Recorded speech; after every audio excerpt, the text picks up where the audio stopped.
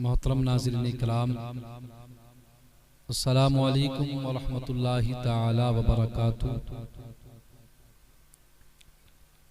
मोहतरम सामिन इकराम, जैसा कि पिछली वीडियो में मैंने बताया था कि नमाज पढ़ने से किन बातों का जानना बहुत ज़रूरी है, नमाज से पहले किन चीज़ों का होना ज़रूरी है। मैंने बताया था कि शराइत नमाज क्या है और शराइत नमाज के ताल्लुक़ से मैंने चंद बातें आपके गोशगुजार की थी। आज मैं आपके सामने ये बताना चाहता हूँ कि नमाज पढ़ने के लिए जिस तरह से शराइत का होना ज़रूरी है, वैसे ही नमाज जब शुरू हो जाए तो वो बातें जिनका नमाज के अंदर पाया जाना ज़रूरी है, उनमें से अगर एक बात भी अगर छूट जाए तो नमाज होती नहीं। उनको हम फ़राइज़े नमाज के नाम से जानते हैं। यानी फ़राइज़े नमाज 7 है। जिस तरह से शराइत नमाज 6 थे तो फ़राइज़े नमाज 7 है। सबसे पहला फ़र्ज़ नमाज का वो है तकबीर तहरीमा, यानी अल्लाह अकबर कहना, तकबीर तहरीमा। ये है, ये शराइत नमाज में भी इसको शुमार किया है और फ़राइज़ में भी। और तकबीर तहरीमा को तकबीर ओला भी कहा जाता है कि इससे नमाज को शुरू किया जाता है। और ये शराइत नमाज में सबसे आखिर में जिक्र हुआ इसका, और फ़राइज़ में इसका सबसे पहले जिक्र किया गया। इससे नमाज का शुरू करना मुराद है, यानी अल्लाह अकबर कहकर नियत बांधना, हाथ बांधना नाफ से नीचे। ये है नमाज का पहला फ़र्ज़ कि अल्लाह अकबर कहना ज़बान से और हाथ बांधना नाफ के नीचे, मर्द के लिए। ये नमाज का पहला फ़र्ज़ है, ये तकबीर तहरीमा। दूसरा फ़र्ज़ है क़ियाम, यानी खड़े होकर नमाज पढ़ना। क़याम का मतलब क्या है, इससे मुराद क्या है क़याम से, कि क़याम कहते किसे हैं। तकबीर तहरीमा ज़बान से कह लेने के बाद, अल्लाह अकबर कह लेने के बाद, हाथ बांधने के बाद, अब हमें खड़े होकर जो हम क़िरात करते हैं, कुरान की तिलावत करते हैं, इसको क़याम कहते हैं। और क़याम इतनी देर तक फ़र्ज़ है जितनी देर तक हम क़िरात करते हैं। क़याम उतनी देर तक फ़र्ज़ है। अगर इतनी देर तक क़याम नहीं किया तो नमाज सिरे से होगी ही नहीं। ये हुआ क़याम का मतलब। 2 फ़र्ज़ हो गए, तकबीर तहरीमा, दूसरा फ़र्ज़ क़याम है, और तीसरा फ़र्ज़ जो है वो क़िरात है, यानी कुरान का पढ़ना। नमाज में कुरान का पढ़ना, क़िरात का मतलब ये कि तमाम हुरूफ मखारिज से अदा किए जाएं।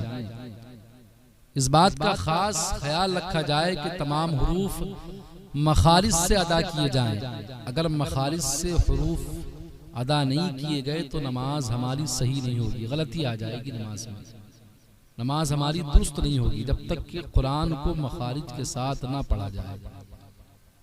और हुरूफ से मखारिज के साथ अदा किए जाएं हुरूफ, और आहिस्ता पढ़ने में ये भी एहतियात ज़रूरी है कि खुद सुन सके। इतनी आहिस्ता क़िरात बिना भी ना करे कि जिससे कि खुद भी ना सुने तो नमाज नहीं होगी, बल्कि इतनी आवाज़ हो कि खुद के कानों तक आवाज़ पहुँचती हो। ये क़िरात का होना ज़रूरी है। इतनी क़िरात का बुलंद आवाज़ से होना ज़रूरी है कि खुद सुन सके। अब चौथा फ़र्ज़ है रुकू करना। रुकू करना ये नमाज का चौथा फ़र्ज़ है कि रुकू क़िरात के बाद है। क़िरात करने के बाद अल्लाह अकबर कहकर तकबीर बोलकर जब रुकू करते हैं, ये रुकू करना ये फ़र्ज़ है। यानी क़िरात के बाद इतना झुकना कि हाथ बढ़ाए तो घुटनों तक पहुंच जाए, ये रुकू कहलाता है। और ये रुकू का सबसे अदना दर्जा है।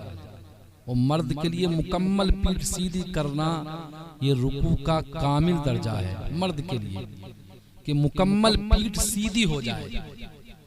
जब तक पीठ सीधी नहीं होगी तब तक रुकू कामिल नहीं हो सकता है। रुकू कामिल होने के लिए ये जरूरी है कि पीठ का सीधा होना है। जब पीठ सीधी हो जाएगी तो खुद ब खुद रुकू कामिल अदा हो जाएगा। अब नमाज का 5वां फर्ज है सजदा करना, सजदे करना, कि सजदा किस अंदाज में किया जाए, सजदे का तरीका क्या है।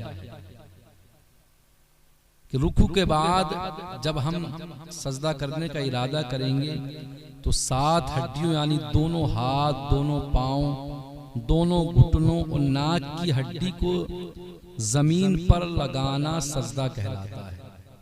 जमीन पर ये 7 आज़ा लगेंगे तब जाकर सजदा कामिल अदा होगा। जब तक ये 7 आज़ा जमीन पर नहीं लगेंगे तब तक सजदा कामिल अदा नहीं हो सकता है।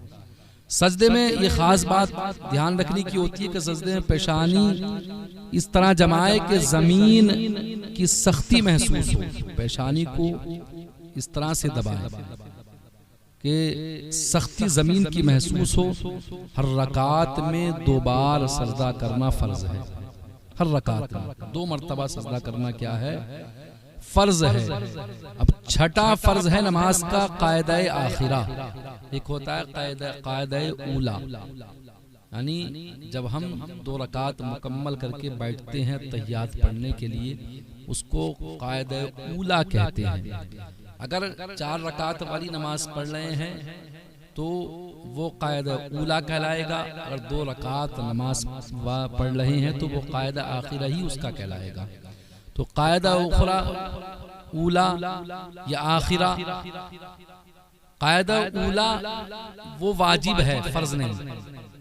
और कायदा आखिरा से मुराद क्या है कि नमाज की रकातें पूरी करने के बाद इतनी देर बैठना कि पूरा तशाहुद यानी पूरी तहियात अब्दुहु व रसूलुहु तक पढ़ ली जाए, ये कायदा आखिरा कहलाता है। और ये भी क्या है, फर्ज है। कायदा आखिरा फर्ज है। फर्ज और सबसे आखिरी फर्ज जो है वो है 7वां फर्ज खुरूजे बिसुन्नही। इससे मुराद क्या है, मतलब क्या है, यानी कायदा आखिरा के बाद सलाम फेर कर नमाज खत्म कर देना है। ये नमाज के 7 फराइज हो गए। पहला फर्ज तकबीर तहरीमा अल्लाह अकबर कहकर नियत बांधना है, हाथ बांधना है, नाभ से नीचे मर्द बांधे, और क़याम करना है दूसरा फर्ज। तीसरा क़िराअत करना है, और चौथा रुकू करना है, 5वां सजदा करना है, 6ठा कायदा आखिरा है, और 7वां खुरूजे बिसुन्नही है। बिसुन्नही इससे मुराद नमाज को आखिर में सलाम फेर कर ख़त्म कर देना है। ये नमाज के 7 फराइज हुए, इनका जानना हर मुसलमान के लिए जरूरी है। जब तक ये 7 फराइज एक मुसलमान नहीं जानेगा, नहीं समझेगा, तो नमाज उसकी सही अदा नहीं होगी। नमाज सही अदा होने के लिए नमाज के शराइत, नमाज के फराइज, नमाज के वाजिबात, इन तमाम बातों का जानना एक मुसलमान के लिए ज़रूरी अमल है। जब तक ये बातें सही तरीके से नहीं समझेगा, नहीं जानेगा, तब तक नमाज हमारी काम नहीं हो सकती है। इसलिए मैं तमाम मुसलमानों से, तमाम नाजरीन से ये मुअद्दिबाना में गुजारिश करूँगा कि नमाज को जब पढ़ें तो हम इन बातों पर अमल करें, फराइज पर भी अमल करें, शराइत पर भी अमल करें, और ध्यान दें कि कहीं कोई शर्त छूट तो नहीं रही है, कहीं कोई फर्ज नमाज का हमारा छूट तो नहीं रहा है। क्या हमसे कुरान सही अंदाज में पढ़ना आता है कि नहीं आता है? जब तक कुरान सही तरीके से हम नहीं पढ़ेंगे तो नमाज हमारी मुकम्मल नहीं हो सकती है। नमाज कामिल होने के लिए कुरान का सही पढ़ना भी ज़रूरी है, और शराइत नमाज का जानना भी ज़रूरी है, फ़राइज़ नमाज का जानना भी हमारे लिए ज़रूरी है।